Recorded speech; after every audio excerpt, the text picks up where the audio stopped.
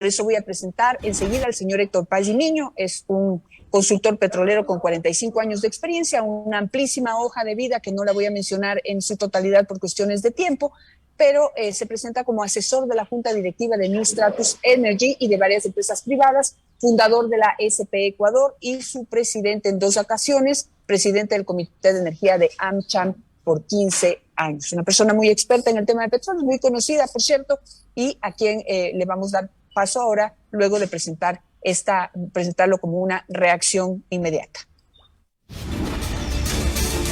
Cuando los hechos y personajes requieren respuesta. Vis a Vis en Noti-Hoy presenta Reacción Inmediata. Le damos la bienvenida entonces a Vis a Vis en Noti-Hoy en esta reacción inmediata, señor Héctor Pazimiño, consultor petrolero y asesor de la Junta Directiva de New Stratus Energy, que es la empresa, como ya he mencionado, que es la nueva dueña de las acciones de la Repsol que dejó nuestro país. Buenos días, Héctor, y bienvenido a Vis en Noti-Hoy. Usted ya escuchó, yo ya hice un contexto nuevamente de lo que dijo ayer Villavicencio, creo que usted lo tiene muy claro y quisiera su primera reacción en torno a lo que él afirmó. Muchas gracias, Janet. Permítame, previo a responder específicamente cada una de las puntualizaciones a las que usted se refirió, permítame hacer un pequeño antecedente para darle contexto al tema.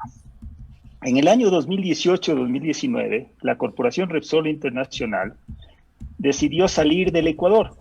Esto obedecía, como en el caso de muchas empresas transnacionales europeas, a la decisión de dejar el sector de combustibles fósiles y migrar hacia energías renovables. Luego de esa decisión, Repsol contrató a JP Morgan, una banca de inversión, para que conduzca el proceso de selección de la empresa que pudiese adquirir la casa matriz de Repsol Ecuador en España. ¿Sí? JP Morgan condujo el proceso entre más de 10 empresas internacionales, muchas de primera línea, y terminó seleccionando a New Stratus. Y aprovecho para dar una muy breve referencia de New Stratus. New Stratus Energy es una empresa formada por profesionales petroleros de amplísima experiencia y que en Colombia tuvieron un éxito fenomenal entre el año 2006 y 2013, cuando como principales de Pacific Rubiales Energy desarrollaron los campos Rubiales y Quifa y lograron subir la producción de esos campos por sobre los 220,000 barriles, llevando inversiones en el orden de $3,000 millones, lo que redundó en un gran beneficio para el Estado ecuatoriano. Pero además se constituyó ese aporte de Pacific Rubiales en el principal ingrediente del incremento de la producción petrolera de Colombia de 500,000 barriles a 1,000,000 de barriles. ¿Sí? Solo para dar un dato técnico, Pacific Rubiales perforó más de 2,000 pozos en Colombia. Usted sabe que en el Ecuador hay alrededor de 4,000 pozos perforados. El campo Rubiales es un campo que produce principalmente agua. Produce más de 4 millones de barriles. Los campos del bloque 16 producen alrededor de 750, 800,000 barriles por día de agua. Es decir, que la experiencia de esta gente es muchísimo más amplia que aquella que se requiere para manejar los campos de Repsol. Y JP Morgan obviamente no seleccionó a cualquiera. Obviamente analizó la experiencia de la empresa. Ahora sí, déjeme pasar a las puntualizaciones. Sí, usted dice que el señor Villavicencio, sí, el señor Villavicencio ha dicho que se está concediendo a dedo. Bueno, mire, hay un contrato. O sea, lo que dice básicamente, Héctor, y para ir al grano, él dice que ya se está terminando la concesión de Repsol y que esa concesión tiene que volver al Estado, que lo mejor y lo más conveniente es hacer una nueva licitación y no renovar ese contrato. ¿Cuál sería su respuesta ahí? ¿Por qué sí es bueno para el Estado renovar el contrato y quedarse con ustedes con toda la experiencia que usted ya ha descrito tienen los dueños de New o los directivos de New Stratus Energy? A ver, en primer lugar, la renovación del contrato está consagrada como un derecho en el mismo contrato a favor de la contratista. Es decir, no se está asignando nada a dedo. Está previsto en el contrato el que se solicite la extensión del contrato, número 1. Número 2, Petroecuador, y le he escuchado al ministro recientemente designado, el doctor Fernando Santos, de cuya designación me alegro sobremanera, porque creo que tenemos ahora una persona que conoce muy bien el sector y que sabe lo ágiles que deben ser las decisiones. Entonces, el contrato del bloque 16 puede ser extendido por ley y por provisión de las cláusulas contractuales, número 1. Número 2, la continuidad de la operación le asegura al Estado la producción, los ingresos y nuevas inversiones para recuperar recursos. Este rato las reservas, como ha señalado el señor Villavicencio, están prácticamente agotadas. Eso no quiere decir que se ha acabado el petróleo en el bloque 16. Quedan recursos contingentes por desarrollar, que para convertirlos en reservas requieren de cuantiosas inversiones. Neostatus tiene previsto en los 2 primeros años de hacer inversiones por más de $200 millones,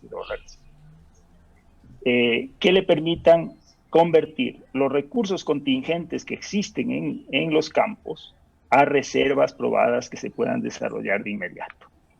Claro, porque lo que Es dijo decir, Héctor, lo que dijo Villavicencio es que ahí hay petróleo para un año, que no entiende por qué querrían renovar un contrato, o sea, como qué locura, ¿no? Tratar de renovar un contrato cuando ahí no hay petróleo sino para un año. Y usted acaba de decir esto, que también, que realmente las reservas se están agotando. Es decir, ustedes le están apostando en mi lenguaje, y discúlpenme por mi lenguaje que no es técnico, a exprimir el pozo. ¿Qué es lo que se está apostando a hacer en varios pozos que están en este momento cerrados en el país? Ahí entiendo un plan de concesionar algunos pozos cerrados. Mire, Janet, el Ecuador tiene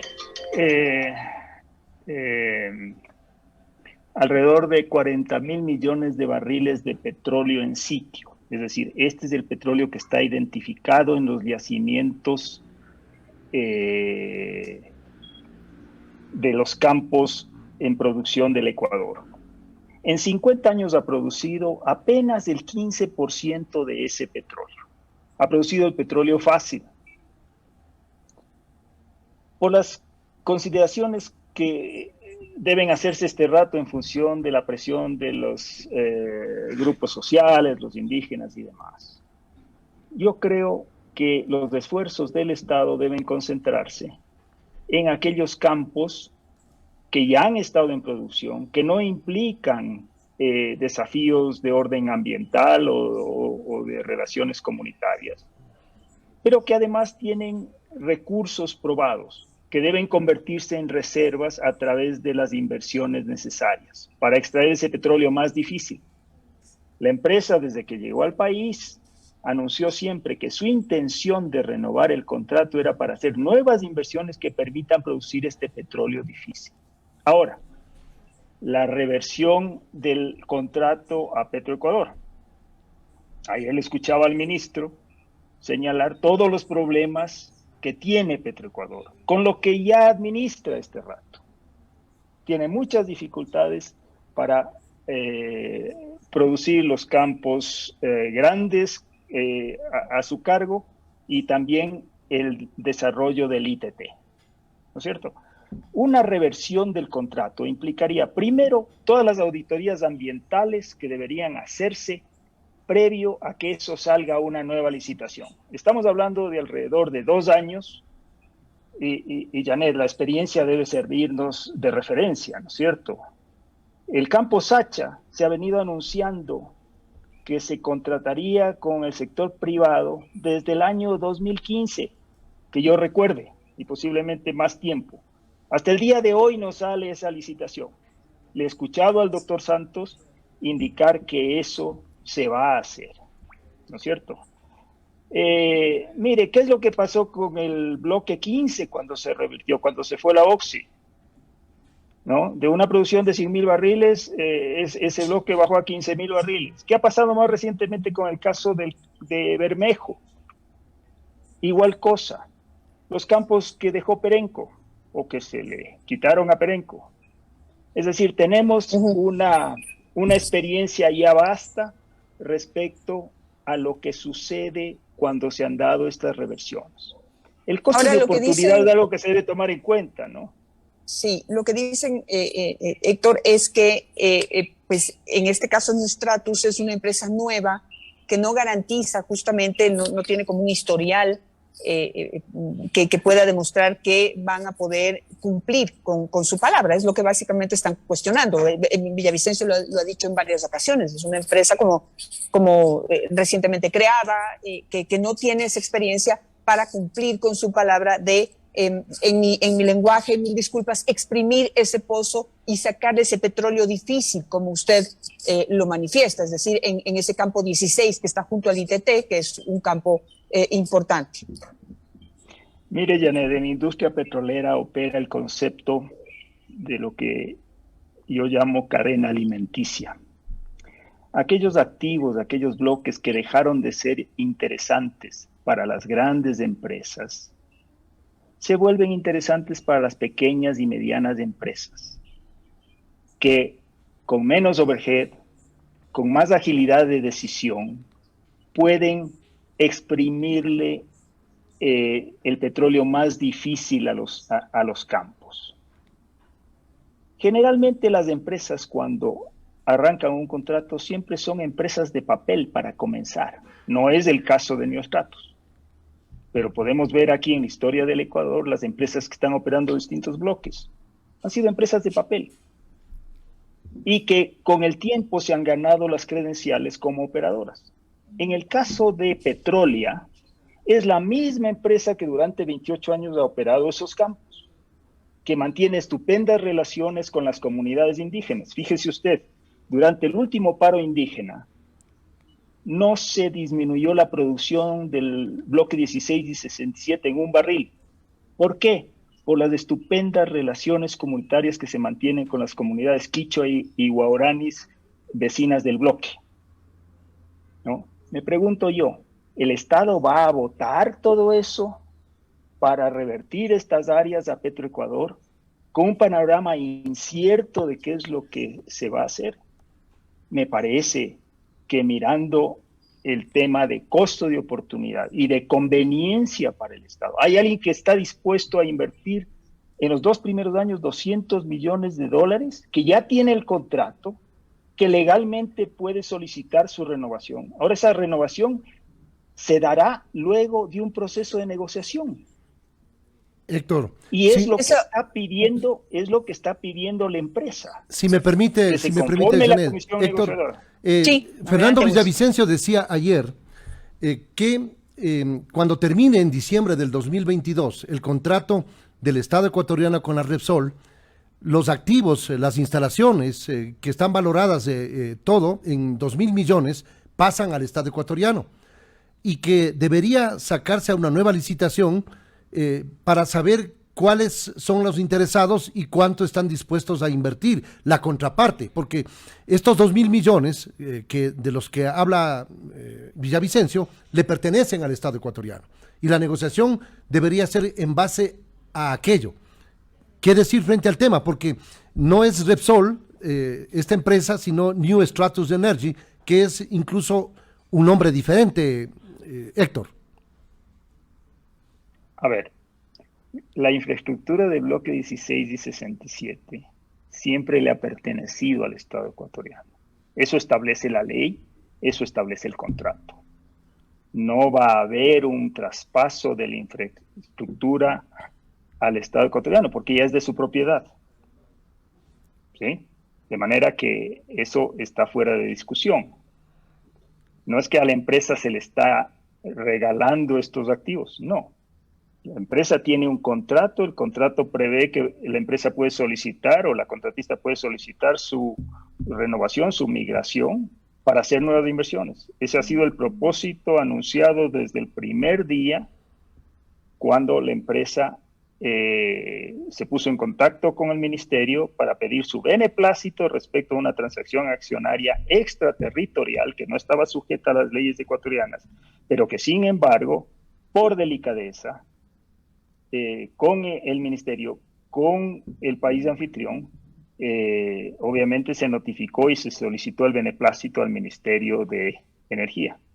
La forma como se dio esa autorización hacía más de un año ha sido ratificada como válida con un pronunciamiento del Procurador General del Estado recientemente.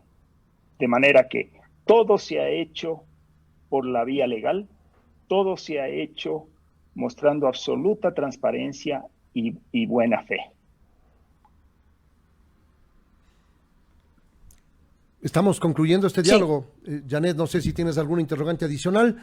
Yo creo que se ha simplemente una duda más, o mejor dicho, una consulta más. Justamente el nuevo ministro de Energía, Fernando Santos, dijo ayer que, dijo dos cosas. Dijo que definitivamente se debe priorizar la posibilidad de que los distintos campos se queden en manos de empresa privada o pasen a manos de empresa privada. Esto hablando, por ejemplo, del campo Amistad, que lo hablamos de los campos de gas asociado, o sea, y del campo Sacha, lo hablamos ayer. Y al hablarle también del campo de Repsol, dijo que también priorizaría la posibilidad de que eso se quede en manos privadas. Pero dijo algo, todo depende de las negociaciones. Entonces, quizás allí sea importante preguntarle esto, Héctor, ¿cómo está la relación con el Estado en cuanto a cuánto gana el Estado versus con cuánto se queda la empresa? Que eso es lo que ha sido por el tipo de contrato. Eso es lo que ha sido cuestionado en algunos de los contratos que en este momento se tiene con algunas empresas. Schlumberger, una de ellas, y eso lo citó ayer también el señor Villavicencio, cuestionando cuánto se lleva Schlumberger, cuánto queda para el Estado. ¿Cuál es la realidad de este contrato bloque 16 y bloque 41? Corríjame, ¿cuál es el otro que manejan ustedes? 67. 67. ¿Cuál es la relación y qué gana el Estado con ustedes?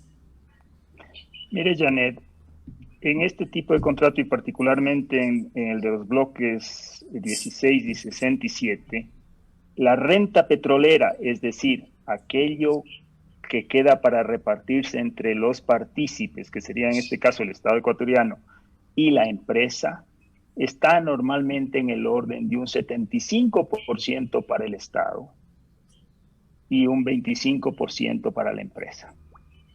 Ese es el caso.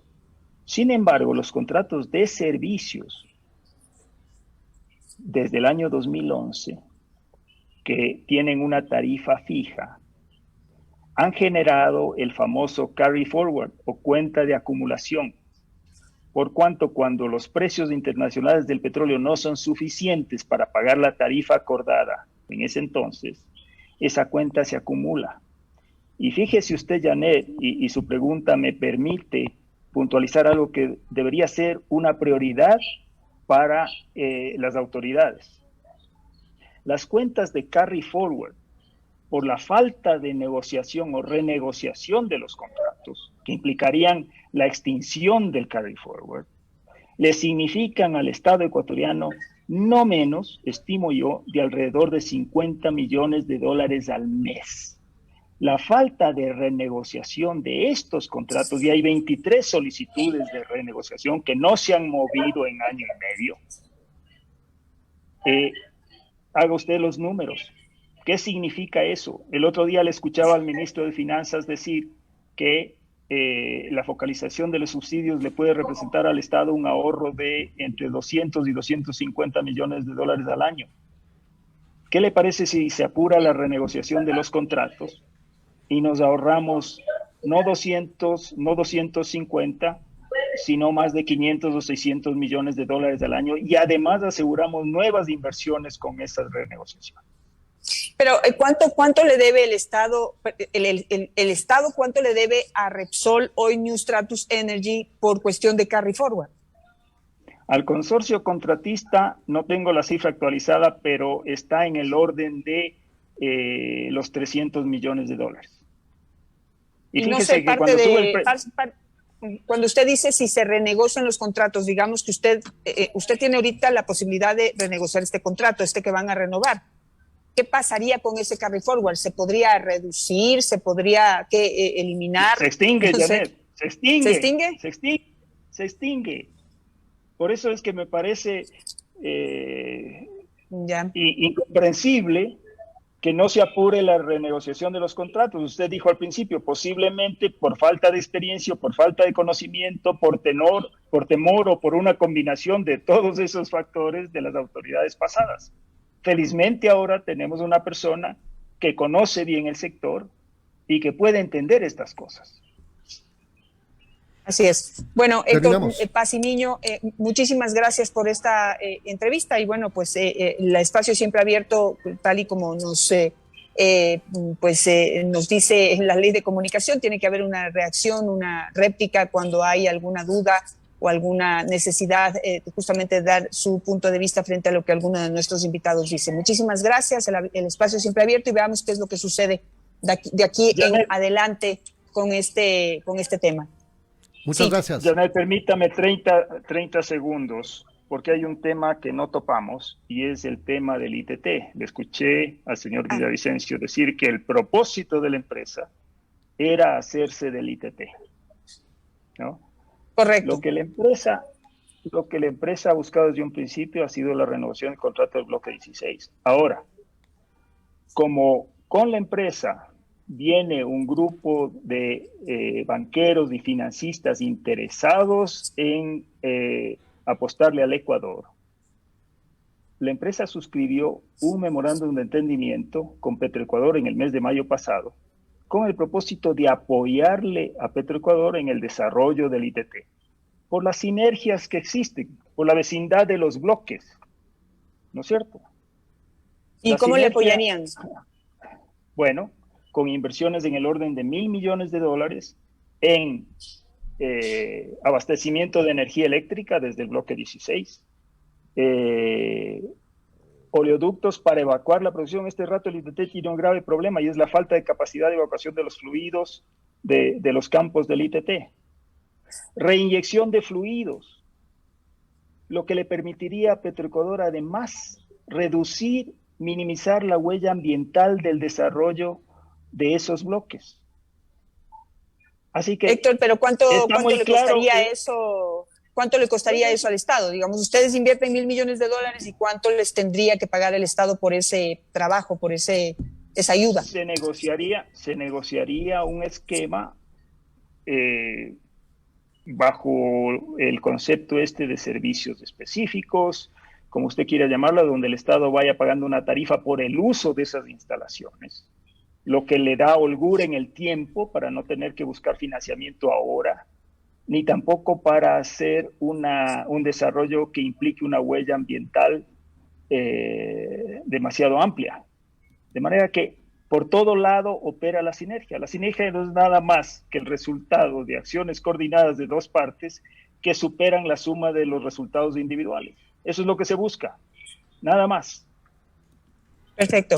Muchísimas gracias, Héctor, por estar esta mañana con nosotros. Vamos a hacer una pausa. Enseguida regresamos con más.